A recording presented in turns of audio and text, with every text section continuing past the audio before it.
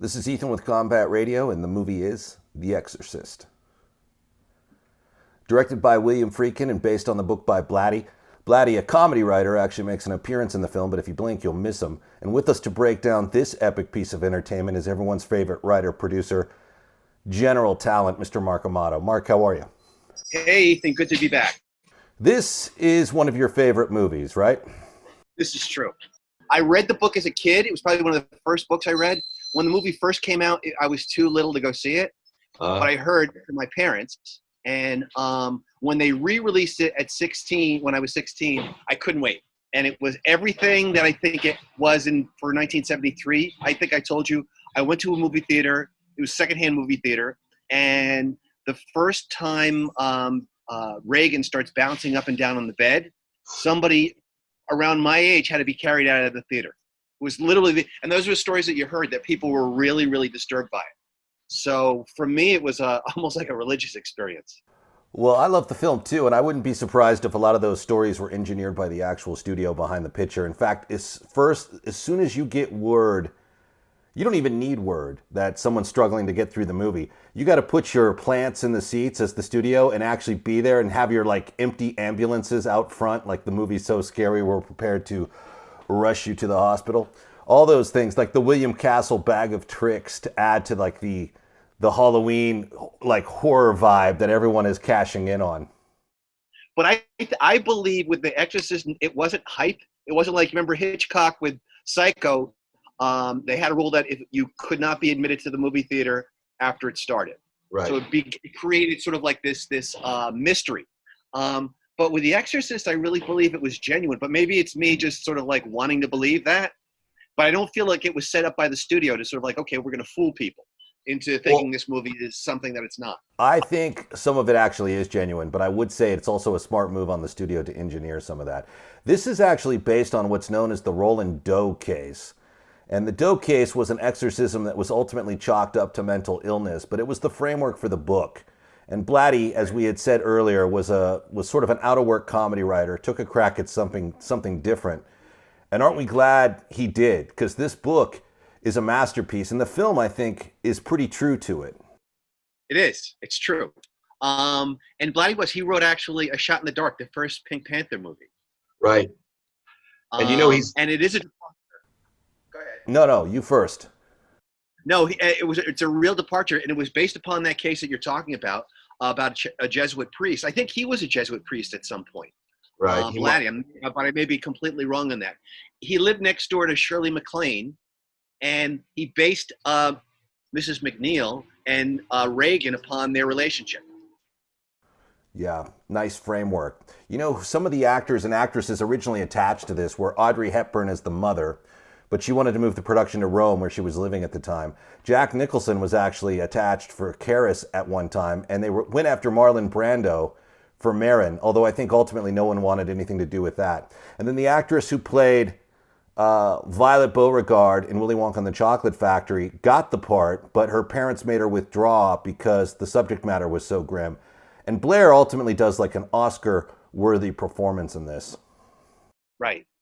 It's crazy. I think I told you, I used to write for this entertainment magazine, and they did I think it was a 30th anniversary release of the movie.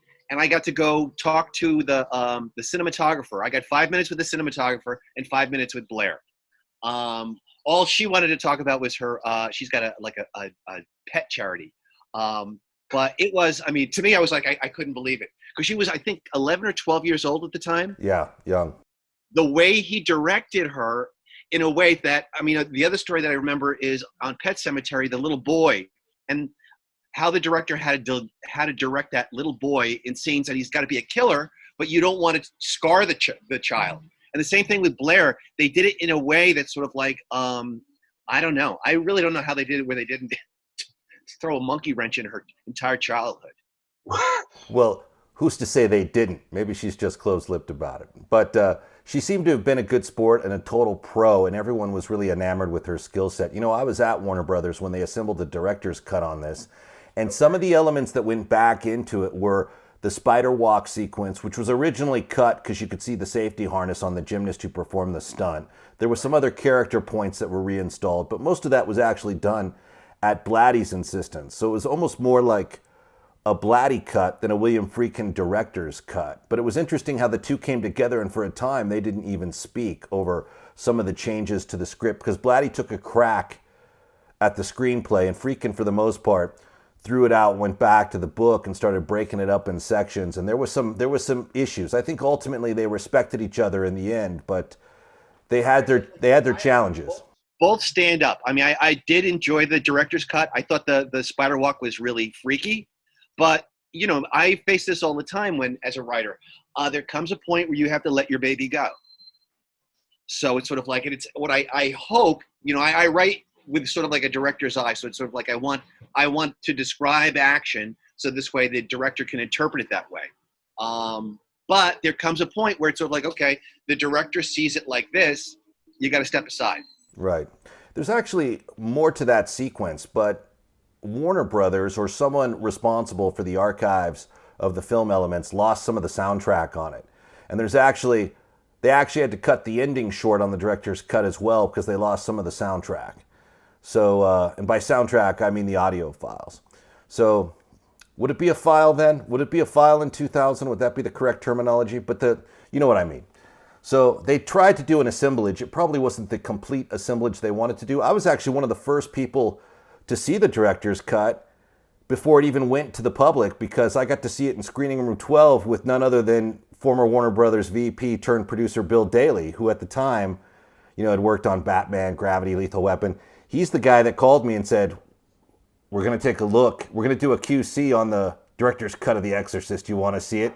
And I'm like, I'll be right there. You know, I'm like, ran across the lot to Building 90, where screening room 12 was on the top floor, and bam, right there. It was just 2 and 3 of us in the studio, in the theater, and it was like in your face, because I'd never seen it on the big screen. I'd only seen it in the video rental area. So, oh damn, you can't go. You have to see it on the screen. I was blown away by it, man. The sound, the music. And fun fact about this movie, you actually have this movie to thank for the rock band The Police, because it was during the work on Tubular Bells that Sting met Andy Summer for the first time, and the rest is rock and roll history. Wow. Yeah, and again, you take a look at the music. Just everything about it was so unique. Mm-hmm. I was amazed. I was talking to the cinematographer, and again, this is me still probably 38, whatever it was, and I'm amazed. It's like, wait a minute, didn't you shoot inside the house? And it's like, no, that was a soundstage. Because I'm like, I had suspension of belief. But when they were performing the exorcism, and you see again, they had no CGI then. They had to chill the room. They did it in a cooler. So this way, but again, you talk about the production value of just seeing their breath, to see how cold the actors were during that scene. And it just sort of like, that's what made it so believable for me. Yeah, I saw the rough blueprints on the stage they used, and it would kill the mystique for you to see where the refrigeration units were. And you know, they could only keep it cold for a short amount of time, because the temperature raises with the presence of the crew and the actors, so they would also have to break and let it cool back down. But this movie opens up in Iraq, and I think that's probably the best part of the film for me. It's absolutely stunning the way they photographed all those sequences.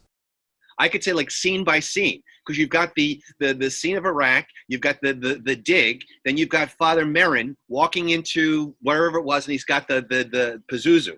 And he looks at the clock, and the clock stops.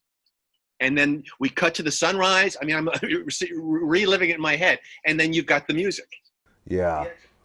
Pazuzu, who, if I remember the book right, his dominion is pestilence or something like that. But it immediately cuts to Georgetown, and the action starts from there. And Georgetown is the perfect setting for this. I am dying to go visit the house and the stairs. That was my next question. You hadn't been to the actual staircase where Father Karras takes his tumble?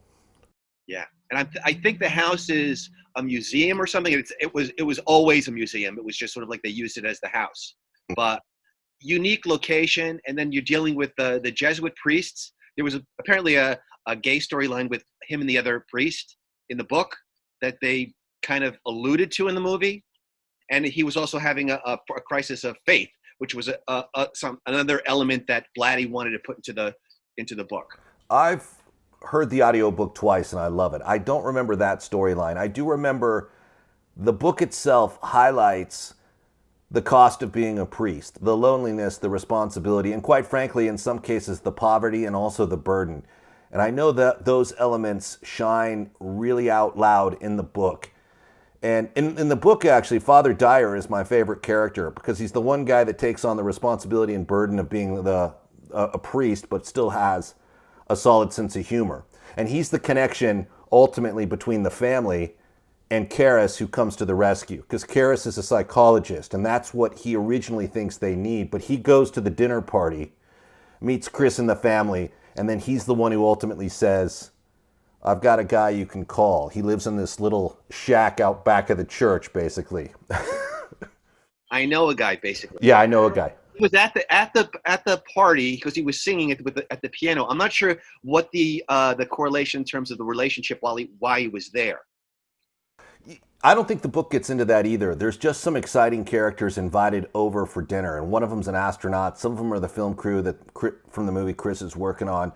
Others are politicians that have to leave early. And one of the guests in the book, after Reagan makes her appearance and gets ushered out of the room, one of the guests in the book seems to be in tune with what could be the situation at hand. It sort of leads you to believe she has a vibe or knows there's something demonic happening. And so Chris tries to actually have a few words with her, but it's all very ambiguous. It's very interesting. It's a great scene.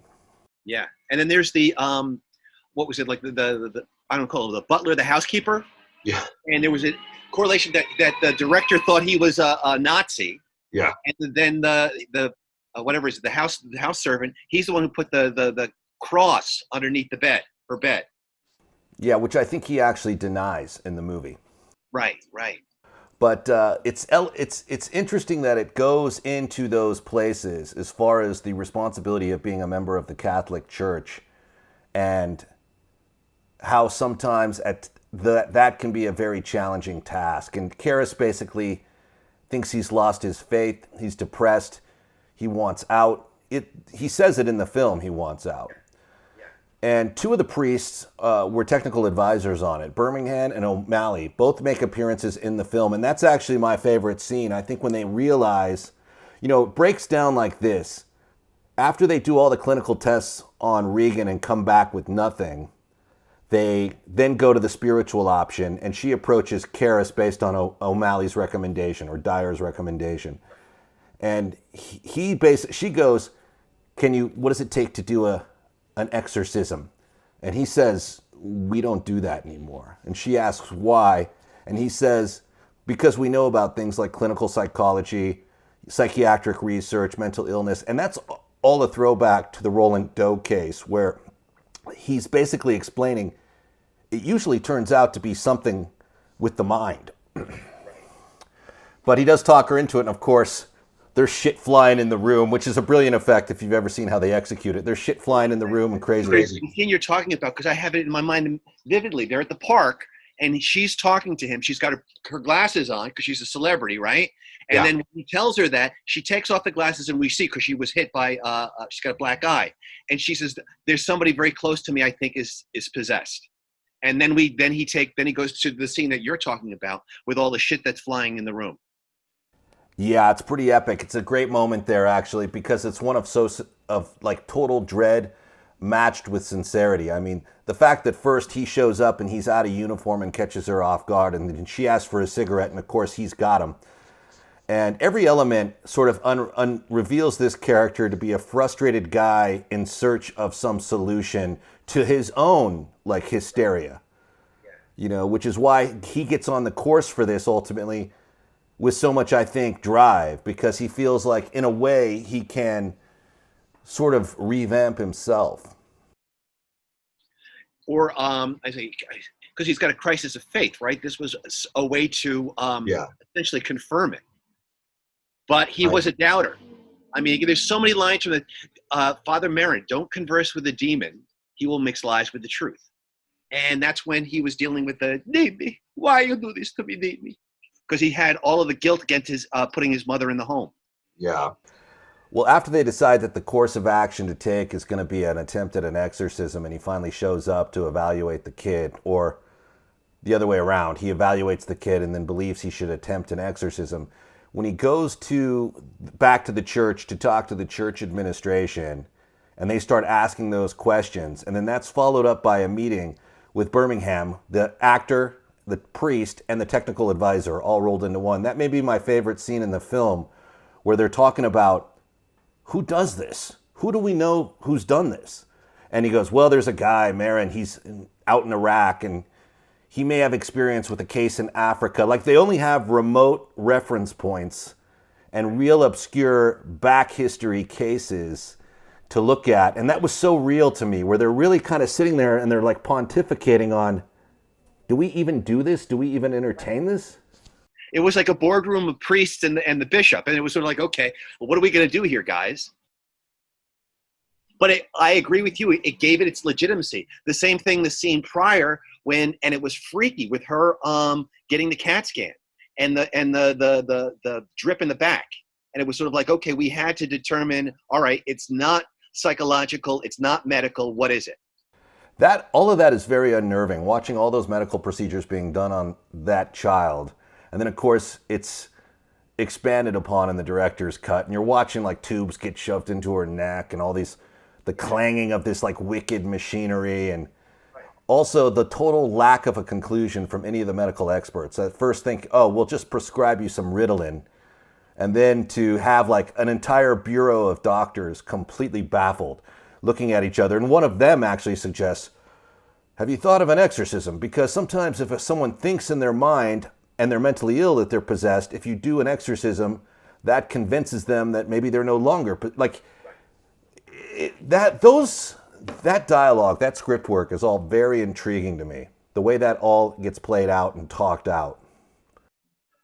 I agree. And the fact that those scenes were so pivotal in terms of making you believe that this is actually happening. You're now going through Chris McNeil's steps. In other words, okay, you're trying the medical, and then you're trying everything you possibly can, and then you're basically faced with this guy who says, look, we can't figure it out, but yeah, if you want, give it a shot. See whether or not the Catholics think it's because of the religion, but more than likely it's just the fact that if you believe the demon and you believe in the exorcism, it'll work.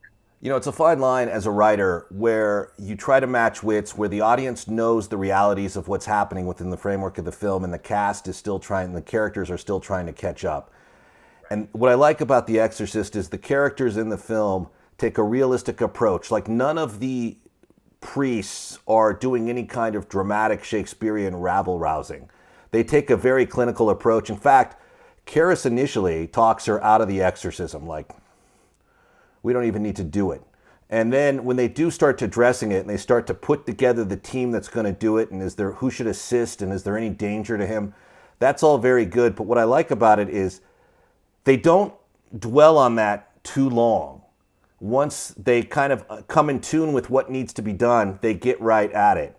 And I just saw a movie last week, The Entity, with Barbara Hershey. Have you seen it? Yes, another childhood one. Yeah.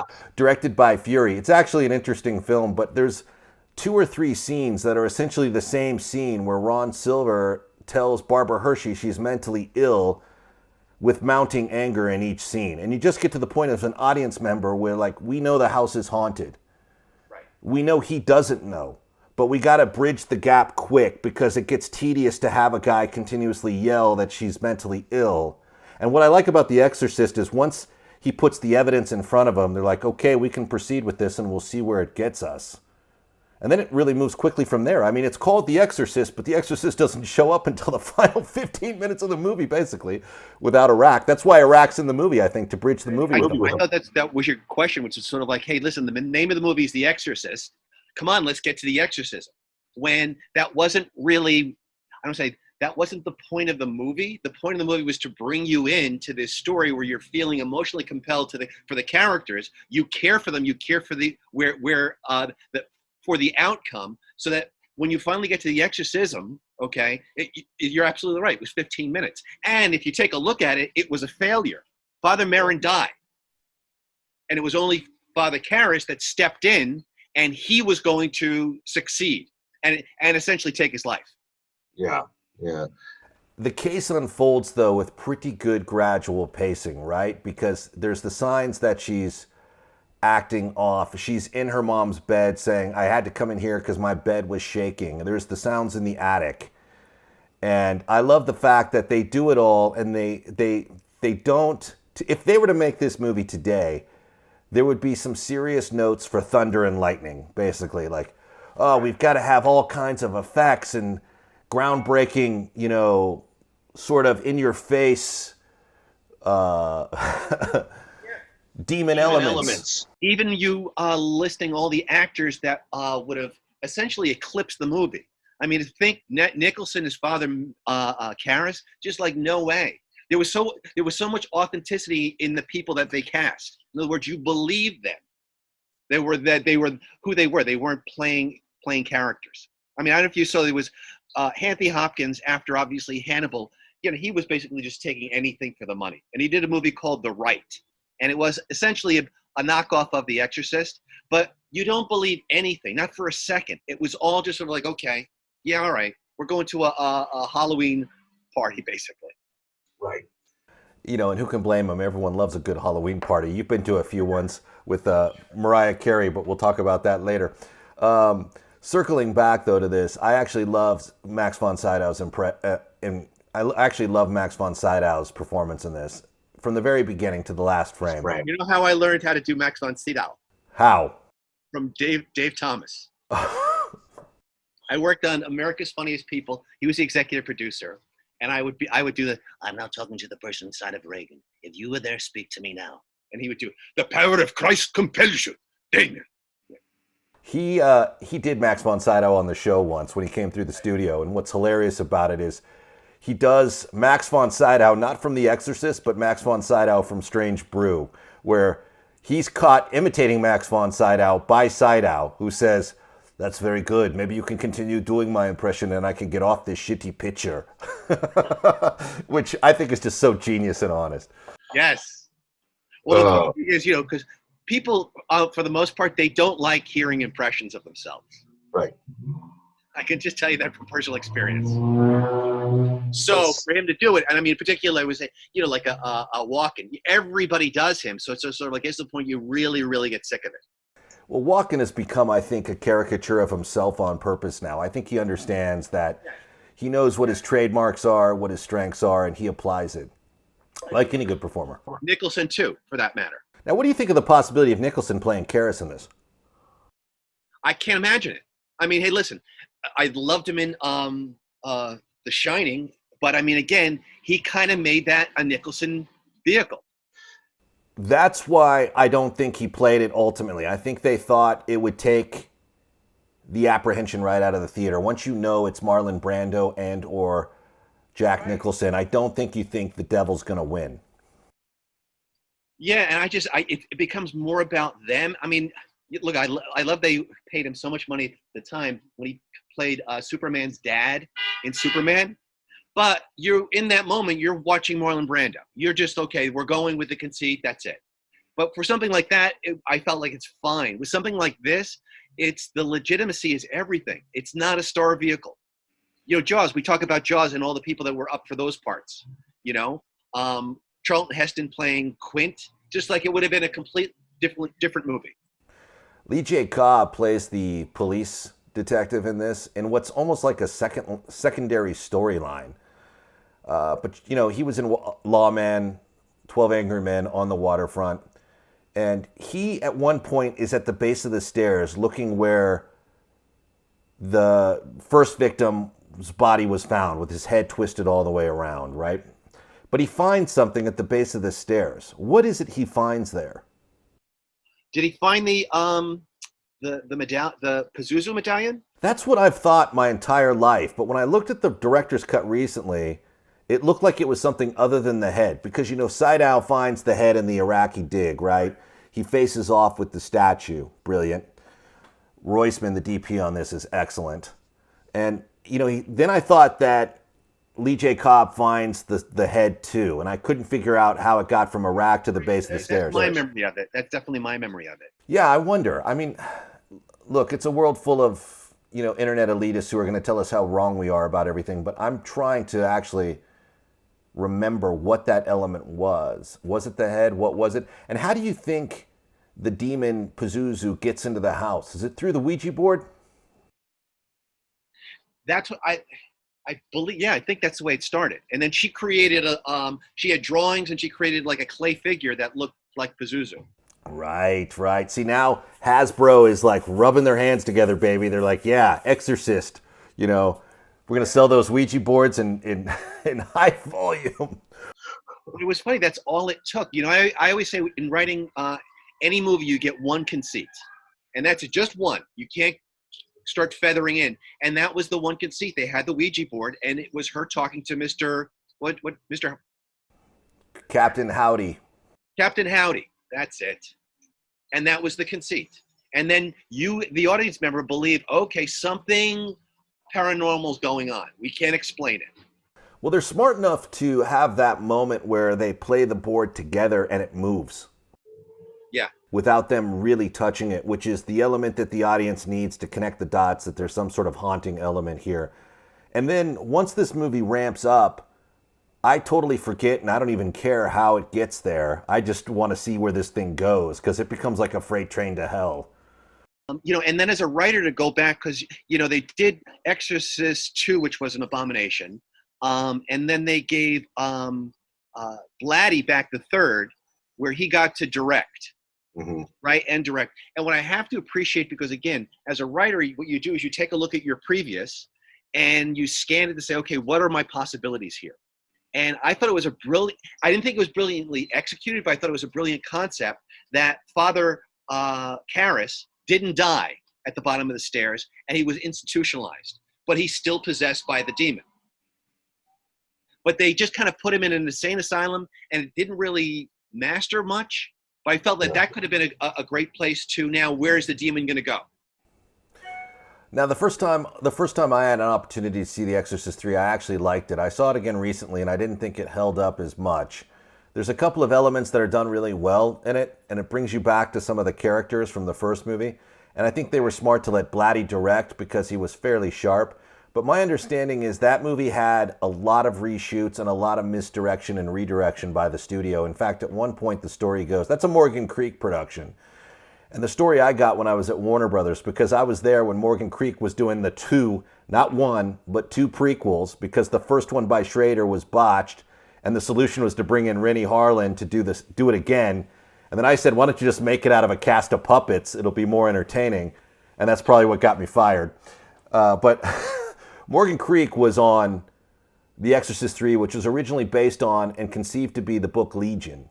And the story I got from the brass there was that the executives walked down to Blatty and said, we're going to call this Exorcist 3. And he goes, what? Why? There's no exorcism in the movie. And they're like, well, put one in. Yes. And there you have it. So at that point, I think when you've got to steer in an exorcism, you're going to make some substantial changes. But it's actually a very interesting sort of murder mystery thriller in the beginning with George C. Scott and all these other interesting actors. And you kind of get the idea that there might be something intriguing here. Yeah, I agree. And there were a couple of very chilling moments. It just didn't hold up in its entirety. And I could see that being network noted, being studio noted to death, where it's sort of like, okay, what are we really doing now? Oh. You lose that vision. It's also a bit of a throwback to what Alan Ladd did when he gave the green light to The Omen, which is, that was supposed to be an effects-driven movie. But he said, the audience, if you set the right mood and the right tone, the audience is going to psych themselves out. You don't need to show like a moving gargoyle come to life out of a stone statue. You can just, they're going to do it. And I think you do a lot of it in The Exorcist too, right? When there's like and I mean The Exorcist as well, not The Exorcist 2, The Heretic, because we're just going to forget that happened. But, you have the furniture moving, which is brilliant, and it's just enough to really make you think like we're on an express elevator to hell. And it's all done very well, right? That's all done very well. Who was the guy? Who was the effects guy that did it? He's really worked some practical magic on that. That's it. I think that's the key is he grounded, all of that stuff was so grounded. So you didn't feel like, you're watching a special effects show. Right. Like to me, and again, I'm sure I'm going to step on a lot of toes here, but for me as a kid, Poltergeist never really held up for me. I didn't find it scary because I felt it was all special effects. The house imploding, the thing through the house where people are being sucked in. It just to me felt like, okay, I'm watching a bunch of really creative guys go crazy with special effects, and we're forgetting about character and story. Yeah, with Poltergeist, I felt like later, although I enjoyed the movie, and I knew the original director on it, Tobe Hooper, who's since passed away, but I felt like I was watching a series of Twilight Zones threaded together, like Little Girl Lost, The Bewitching Pool, the one where Cliff Robertson is dominated by his little marionette puppet from hell.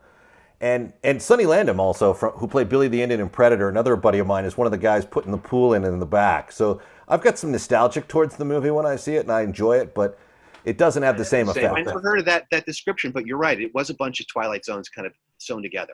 Mm-hmm. Yeah, and I'm not going to actually fault the movie because when Poltergeist hit theaters, I enjoyed that one too.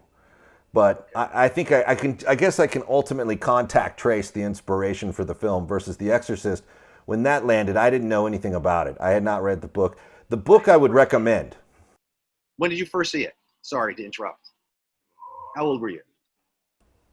Well, keep in mind I grew up in another era, and we didn't have immediate access to a lot of that stuff when we were really young. So I would say when I was a teenager, we finally got a chance to have both VCR and cassette together. Like the worlds had to kind of align in the early 80s, right? Yeah, but you didn't watch it edited like on TV. No. Yeah, that's abomination. I can't imagine. I remember, I don't know, 7, 8 years old, seeing the commercial on TV for its television airing and thinking, fuck, I don't want to walk to the car. I was like, they showed the furniture slam against the door and the door break and all those precision effects. And 7, 8 years old, you're like, what am I looking at? But I mean, each one of those elements, I even think as soon as you said the door crack, and it's sort of like, yeah, I remember vividly. And it's sort of like, if it didn't crack, well, then we wouldn't have that moment. Yeah. But that impact was sort of like how strong this presence is. What do you make of all the, I don't want to say hype because that's the wrong word, but everything that's been put in connection with the production as far as the 3 or 4 crew members that were lost over the course of making the movie or other elements like that? I think Ellen Bernstein puts it at... Burstyn. She broke a rib. Yeah, she said something like 9 people died. Other people have said, no, it was 2 or 3, and they were older guys, and things happen over a 9-month period of time, which is what I tend to believe. But I do love that that's always in the conversation about the movie. Like, well, the set burned down, Right. And I would also remind people, being based at Universal Studios, the backlot burns down every time they need sort of an insurance infusion, right? It's like every basically 17 years, the backlot burns down. Things do happen on movies. Right. And when you're dealing with a movie that has obviously paranormal aspects, you're going to have more supernatural aspects. You're going to have people that are going to want those stories to come out. So I would think every production's got issues. Right. So what's your favorite scene in this movie? The favorite scene? I go to the place where Father Karras second time he pays a visit to Reagan. She's in the bed and she's toying with him. He thinks it's psychological. He wants to write it off as psychological, but she knows things about him that can't be explained. Obviously the mother, and there were a couple of other elements. And then she opens the drawer, and he says, "Do it again." And she says, "In time." There was just something about that scene for me, sort of like, okay, here's a character. Here's a priest who came into the room utterly convinced that this is all made up in this girl's mind. And he's somebody who's on the verge of not believing in God. And within that scene itself, it's confirmed for him that something is going on. And if you remember, when he goes outside, and Ellen Burstyn's character, Chris McNeil, asks him what's going on. He says that was the very famous, your daughter says that she's possessed by the devil. That'd be like me saying I'm Napoleon Bonaparte. He says, you want my advice? Get your daughter the best psychological help that you can. I'm losing my Father Karras. And then he's about to turn to leave, and he said, well, wait, one more thing. He says, did you know my mother recently passed away? She says, I heard. She says, I'm very sorry. She says, no, the point is, did your daughter know that? And she says, no, why do you ask? He says, nothing, not important. But that was one of the crucial elements that had him go to his superiors to request the exorcism. I like that scene too, and whenever I see it, I'm reminded of the SCTV Exorcist aerobics class with Catherine O'Hara, where she does the priest throwing exercise, and she does the neck stretching, and pretty hilarious. But you know what I'm talking about, right? Oh, pretty brilliant. Yeah, absolutely hilarious. But it's that scene is done really well. It's part of a collage of scenes that are done really well, because I don't think there's a weak scene in the movie. There's scenes that could probably be slightly more defined for me. When Reagan comes downstairs during the party and tells the astronaut he's going to die up there, and then we realize Burke Dennings is dead. As a kid, for some reason, I thought it was that guy the entire time, that it was like someone Chris McNeil was seeing. But obviously, these things, as you view the movie again and again and wise up, you get some clarity. Okay. But I go back to when the priest administrators are actually trying to figure out, with almost sort of a textbook approach, how to even execute an exorcism. Like the people she ran to for help are trying to figure out like even how to do the show elements. You know, they're behind closed doors and they're like, well, who do we get and who's done this? And I thought that was very, very sincere and entertaining, actually, because the mechanics are in place and they're being worked out. And that's what I love about the movie, because the Catholic Church could have used this as a calling card for new membership by being able to claim that they can provide, be the savior to these cases. And it should be this, like I've said, if they were to map that scene out today, they would have had like a dozen prospects. Like, well, we have this exorcist who handled the case in Rome, and we had this guy that was in Hitler's bunker, and then there's this guy that, was on the battleship Potemkin, and they'd have all these candidates with interesting exorcism cases. But in this movie, it's so honest. And one of the priests in that shot is one of the technical advisors, and he's like, I don't even know how this works. Supposedly this guy did something in Africa with a witch doctor, so let's call him. And they're concerned about... You get in these productions, a lot of them will know they don't do that. You won't have somebody on set that is sort of like a advisor. When I did this movie with James Denton for Hallmark, it was set in an academy, and we had a guy from the service to sort of like, okay, to tell us what we're doing. If you're doing something right, you're doing it incorrect. If he's wearing a suit that's not, and the medals aren't right, but there's so much legitimacy that adds to the production. So for a movie like this, you had to have somebody there. So, but actually, I'm curious how they approached the Catholic Church in doing it. The book was already a smash, so they probably thought it as an opportunity. Well, the same technical advisor that's in that scene I just described also worked with Blatty on the book. They had a relationship going back, I think, to Blatty's early years at Catholic school. And Blatty approached him when he decided to write the book, and that priest said, I'll work with you on it as long as you take it seriously. I don't want another Rosemary's Baby. He was also asked at one point to come down and bless the set, and he refused because he told Friedkin, he's like, it'll only increase whatever hysteria is going on there. You don't need the psychological element or burden of me coming down to bless a set or exercise a set.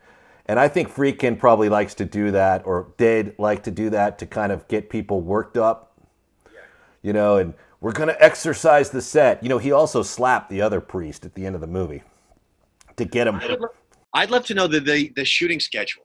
You know they sort of like they don't shoot it in chronological order, but I'm curious what they shot up front and what do they shoot like towards the end. Right, good question. Usually they do the more challenging stuff up front, but I don't know on this. I'd like to know that too. I've talked to directors who like to schedule the first week's work at basically half week pace so they can get into a working rhythm. And with this, let's just play executive for a moment. If we're sitting back and let's just say we're the studio or you're the AD or we're the UPM or however we're working on it, and we're trying to actually put together a schedule for the director, I think you work your way to the possession scenes a little bit later. In fact, I would say you get everything else in the can, and then you work with the kid at the end. The thing is, you get the kid for 4 hours a day. Right. So, in working with children, it's sort of like it's always challenging. So you'd want to get a lot of the scenes. I mean, the scenes of the doctor, the scenes down in the basement, which she's playing with her mom, all that stuff banked early. So this way you could spend more time on the stuff that's going to be more challenging. Right.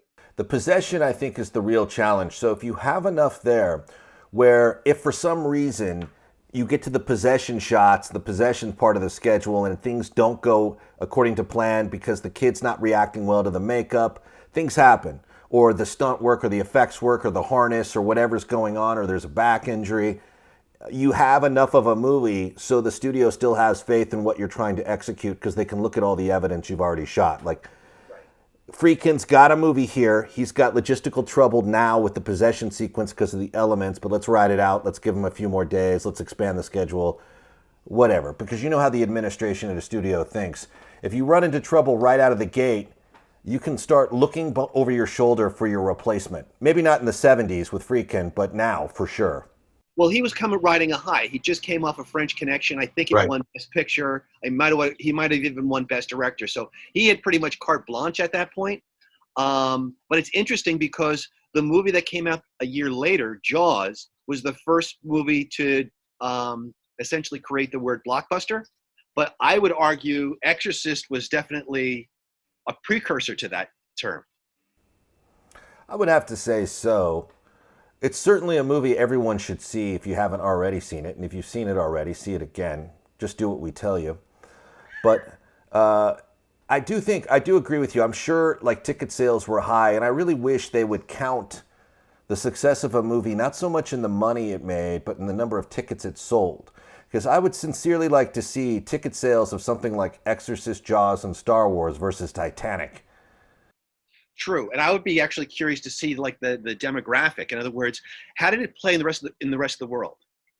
I mean, is it more the Catholic countries that it did well? I mean, I'm curious, just out of if we're doing statistics. My wife, who's one of the most awesome people on the planet Earth, still refuses to watch this movie. Although I told her at dinner the other night when I reviewed it, I said, I don't think you're going to be at this stage in your life looking at the screen, watching The Exorcist, and be consumed by fear. I think what you're going to do is cringe a little bit, but probably really actually be into what's happening. It's done really well.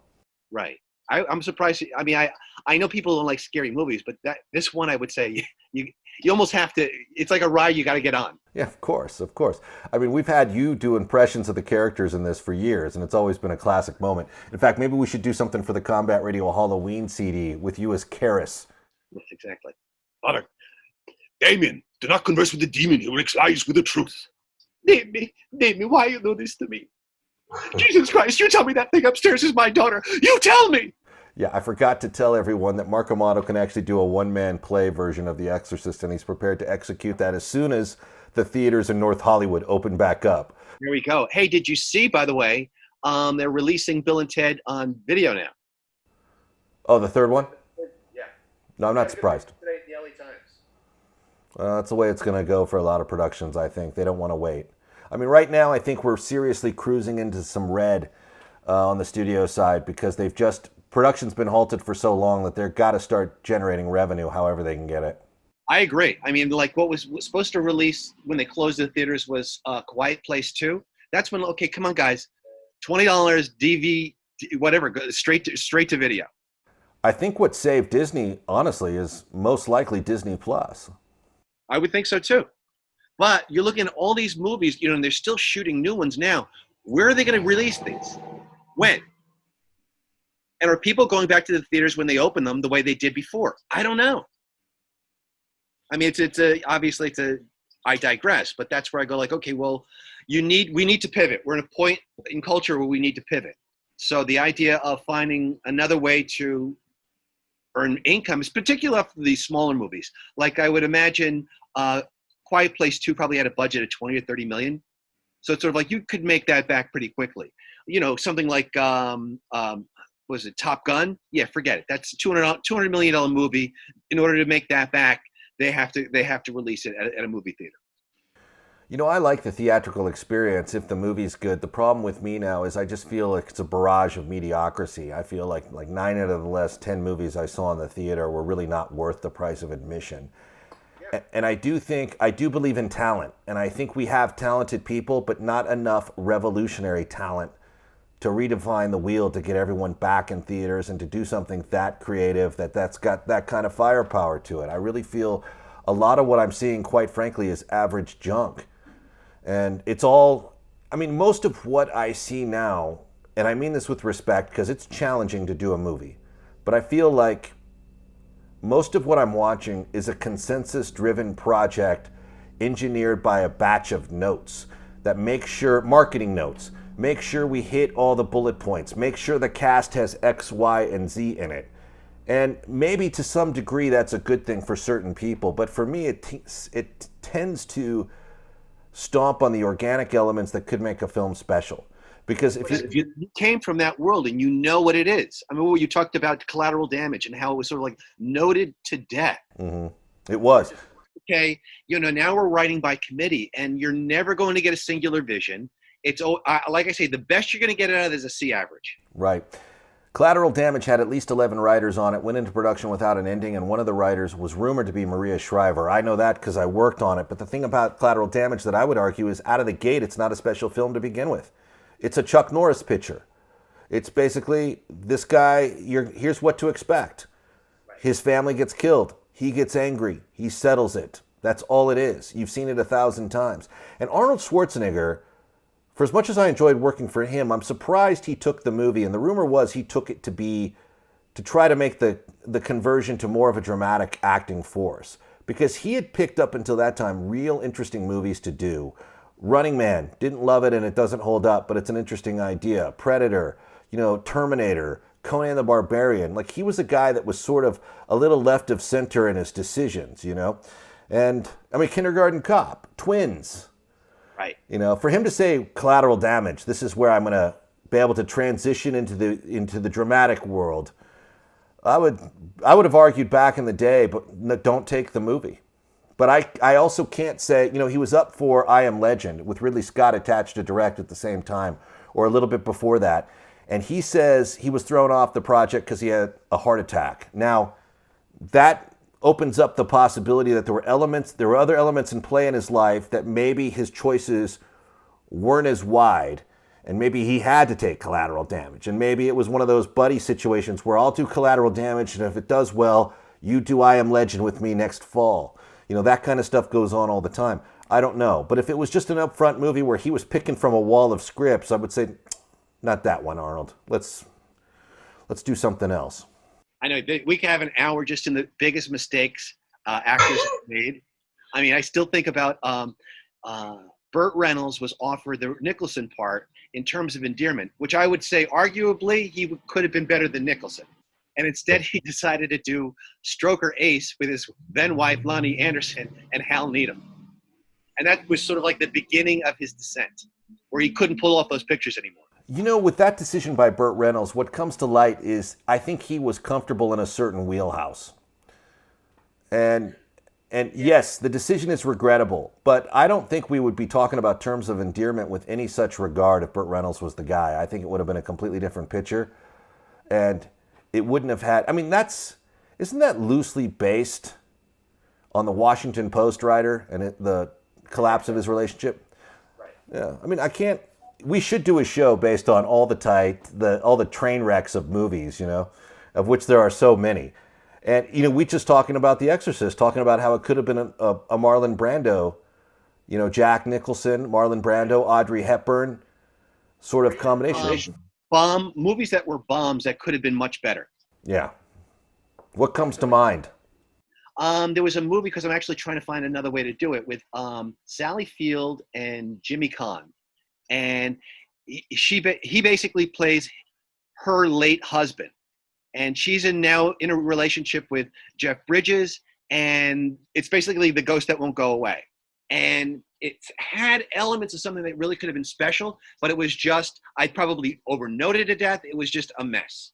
I mean, we talk about movies that hold up. The Ghost and Mrs. Muir. If you've never seen it, it's worth seeing. It's like 1930 something. Yeah. But like, I mean, really holds up for its day. I think with some of the movies you're talking about, what you have there is a dynamic where the talent doesn't trust their director, or the director's not up to the task. Because a lot of times, and it rings quite true, you can see actors redesigning everything from dialogue to the blocking of a scene. And what you got to do, I think, is get the right director, a director you believe in, and actually let them direct the movie. And I think that's why maybe ultimately The Exorcist didn't have people like Jack Nicholson and Marlon Brando. Certainly Marlon Brando would have derailed it. Right. You know, Brando, look, I'm not talking out of school here. He was notorious. Coppola said he was okay on The Godfather, but Coppola also said he was an absolute nightmare on Apocalypse Now. So, you know, I don't think, I hear that decision and I think, well, from a talent standpoint, it makes sense. But can you imagine trying to police this character when you have him on the schedule, even for 30 days, right? I heard he wouldn't memorize his lines, so they literally had to feed him line by line. And it just, first of all, it's so unprofessional. Mm-hmm. And just the idea of you capturing it like that, it'd be like, again, I suppose they conflated Marlon Brando in Apocalypse Now is going to bring us this much more at the box office. I'd say, okay, well, what if I do a movie a little bit less money-wise, but we get the vision that I'm looking for? I mean, that's one of the things that I really handed to Woody Allen when he made a deal with, I think it was TriStar. He said, give me, I think it was $2 million a picture. I will deliver you however many pictures in the amount of time that he's going to work for them, but you can't give me a single note. And it was sort of like, okay, and that's why when you take a look at some of his classics, I mean, all of his classics actually, you get two shots. You get you, boom, and then the one shot of the two of us talking. You don't get the singles because it's sort of like you got to do it. We have to be able to shoot this movie in 14 days. So it's a business. It is a business, and sometimes that approach works. You can shave the budget and get your artistic freedom in exchange. I don't mind it too much. I don't. At what point did Brando come off the rails? Because when Boodhorn was running Gulf and Western, he didn't want him for The Godfather, and it actually took a screen test and some serious campaigning by Coppola to get him the part. I bet it was around Last Tango in Paris, because that became like a phenomenon. Yeah. And I think that's when it sort of like, I want to say it went to his head, but that's when, you know, they were offering him anything in ridiculous amounts of money. Well, there you have it, man. That's Brando. So he did not make the cut for The Exorcist, probably for the very reasons we're discussing here, because you can't really rein in a guy like that. What was the shooting schedule on this? Do you know? No, Wikipedia. I'm on Wikipedia now. Just keep talking. If it's accurate. Wikipedia raises a lot of questions, but I'm with you. I'd look at the schedule and I would start with something quite easy before I worked my way into the possession. I think everyone needs to get comfortable and get into a working rhythm before you take on what is essentially the most challenging elements of the film to execute. Yeah, like I say, most of the time they typically like to start with the more challenging to get, because they realize it's going to take more time. But who knows? I'm just going down here. Yeah, but you know, if you start with something lighter, you can start in your off time working out what's going to be more challenging. You know, over your lunch, over your dinner, as you kind of get to know each other, and as you start to actually read the chemistry and the working relationships, and then when you get to something that can be like day one, possession, everyone kind of has a better sense of who they're working with, who they trust, how this person likes to work, the methodology, versus on the first day, it's like, guess what? You're possessed by Satan today. Climb into bed. We're going to do that. It's like, I don't know. But there is no right or wrong answer. It's just, I guess, geared to different styles of work. Oh, I'm surprised we didn't know this right away. Dick Smith.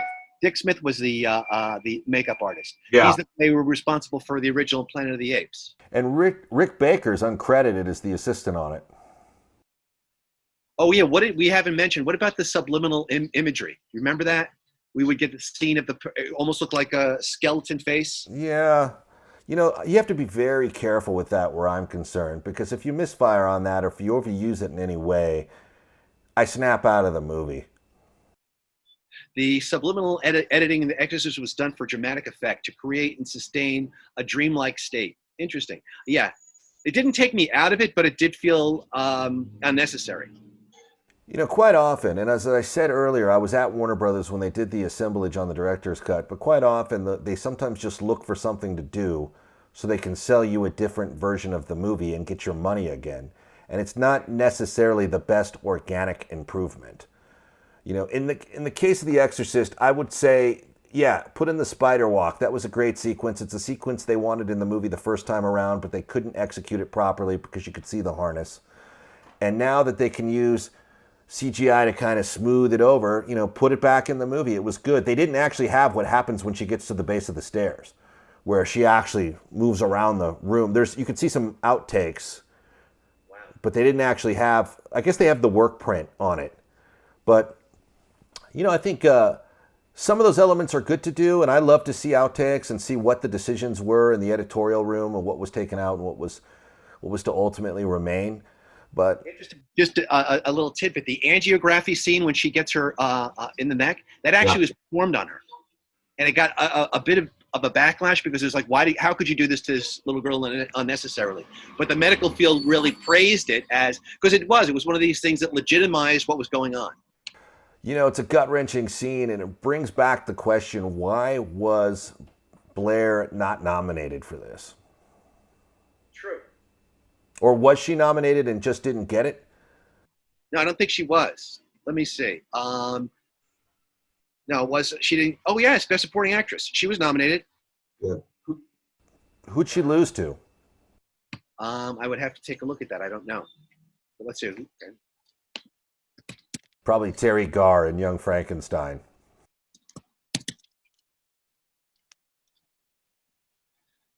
Eileen Heckert. For what? Butterflies Are Free. Isn't that just the way? Welcome to the Academy, ladies and gentlemen. Well, Eileen Heckert looked like she was probably in her 70s, so that was sort of like they usually give you the last hurrah award. Yeah, they hand you one last trophy before they kick you out the door for good. I'll tell you where I lost complete respect for the Academy. I was working with John Milius over at Warner Brothers in Building 81, and his ballot arrived, and his assistant Leonard showed it to him, opened it up, and goes, "Hey, John, do you mind if I show my mother your Academy ballot? She's never seen one." And John was having Taco Bell, has half a taco in his mouth, and goes, "Yeah, sure. In fact, tell her if there's anything she likes to just go ahead and fill it out." And I'm just like, I lost all respect for the process of voting in the Academy because it is obvious. It is campaign driven. You know, they don't watch everything. It's like, I hate to say, when you go to vote, okay, and there's all like councilmen's and what have you, you don't know what they're standing for, so you're voting pretty much by party. Well, can someone explain to me too why we have a category for foreign films? Yet a foreign film won Best Picture last year. Not a bad film, Parasite. I don't think it was Best Picture, but how is it we have a category for? Because let me tell you something. If you and I made a movie in Italian, shot in Calabria, and we got it submitted and it was ultimately put up for Best Foreign Film, I'm going to look at Parasite and be like, what the fuck? I know. Why are we in the foreign film category and they're not? I think the quickest way to win in America, if you wanted to, I mean, seriously, is shoot a short. Probably. You know, all you have to do is submit it. If it had a little bit of a buzz, a little a hook to it, yeah, I'd say you'd win one. Mm-hmm. Christine Lottie won. Well, it's not bad advice, Mark. You're loaded with good advice. You're one of the industry's best, and it's always entertaining to talk to you, particularly about The Exorcist, because I know you love this movie. Love it. Do you watch this on Halloween? Now, the last time I watched it was the one that you said, the director's cut. I got it on. They gave it to me before I went to go interview the star and the cinematographer, and you had a bunch of extras on it. So I devoured like the 3 DVDs. What are the extras? I almost think I'm done. In other words, I've watched it several times. I don't think I need to see it again. I go back from memory now. I pretty much know it scene by scene. but it is a seminal horror film. Yeah. For anybody who's a fan. And I believe it's well done. And that's one of the things. It's a clinic in a certain kind of filmmaking. It's engineered in such a way that, for me, is actually fairly riveting and captivating. Like, I get into that movie, and I'm a complete agnostic. I don't believe one way or the other that someone can be possessed. And that'll light up Twitter in all the wrong ways later. But I don't look at it and think this is a real threat. But the movie's executed in a way where you really want to see how they work to an outcome. Right. You know. Plus, Max von Sydow was good in everything he did. Yeah, and he actually played close to what he ended up dying. He was, I think, 40, and they made him look like he was in his 70s. That's what Dave Thomas said when they cast him in Strange Brew. He showed up, and Dave Thomas is like, who the hell are you? And he's like, well, he's like, I thought you were old. I wonder if that affected his career. You know, it might have for a bit, but I mean, I think it was seen as an exceptional performance ultimately. Right. And I think anyone who actually does any real research within our industry knows he played older. Yeah. Have you ever seen the makeup test that Smith did? Yes. Yeah. That's pretty interesting because, again, you see where, okay, this doesn't work. They had a couple of things with Reagan that just were like, no, that's not, we don't want it to go that way. What also proves the value of a test, you know, these things, it's an evolutionary process, and you need to try a few things before you hit on the one ingredient that works. And I also was actually surprised to know that the infamous scene where the Exorcist arrives in front of the house, that took 2 nights to shoot, to get that right. Yeah. Interesting. Yeah, and then you go to the place of, again, another camp favorite that we could talk for another hour, Mommy Dearest. And in Mommy Dearest, okay, they really, I recently read the book. This is like, I was just kind of curious about it because I am curious about personality disorders. And the movie was pretty true to the book. But what they didn't realize is there was a moment in the movie where Faye Dunaway's Joan Crawford, she's on a rage and she's clipping the what do you call it, the rose garden, and she screams to Christina, "Get me the axe." And at that moment, everyone in the audience bursts out laughing. And you could not now, you were done. And that's what ended up happening with that movie. But I mean, you watch it now and it's a camp classic for that reason. But they didn't intend for that to happen. It just turned out that way. Mm-hmm. So with something like The Exorcist, if it were some of that really unbelievable makeup, or even the throw up, which I would argue was a bit much, didn't really look legit, you knew what was going on. If any of those elements had the audience laughing, you would have been done. Yeah, and you know, I've heard it from Spielberg, I've heard it from Carpenter in regards to the Thing. They were all afraid of being laughed at, and I'm sure it's the same with Friedkin when he worked his way through The Exorcist. My question is, what was on the schedule the night they shot Max von Sydow's arrival at the house? Because doesn't that seem like only like a half a day at most? It's like taxi pulls up, The Exorcist stands in front of the house, and that they took 2 days. So I'm like, my question is, what was on the schedule after that they pushed? You know, like there's no way you schedule an entire day for one, wide shot of a guy arriving in front of a house. I still think of the scene in Jaws when Shaw's being devoured by the shark. That could have been, if that didn't shoot properly, it could have been the thing that just said, oh, this is ridiculous. Because it was kind of ridiculous. The shark was eating the boat. Yeah, absolutely. Well, Mark, it's always a privilege to talk to you about this kind of craziness. You're a good sport about a lot of this. We're mutual fans. That's what I like about you, Ethan. You love it as much as I do. I go to the movies like a little kid. Yeah, I want that suspension of belief. I want you to take me on a journey. Look, I root for these movies, man, even the bad ones. I want them to be good. It doesn't do any of us any good to make a bad film or to have a film that just undercuts. So I'm a fan more of the process and rooting for filmmakers and artists to succeed in what they're trying to do. And that's the thing that's so troubling about today is that, we all know the difference between a good script and a bad script.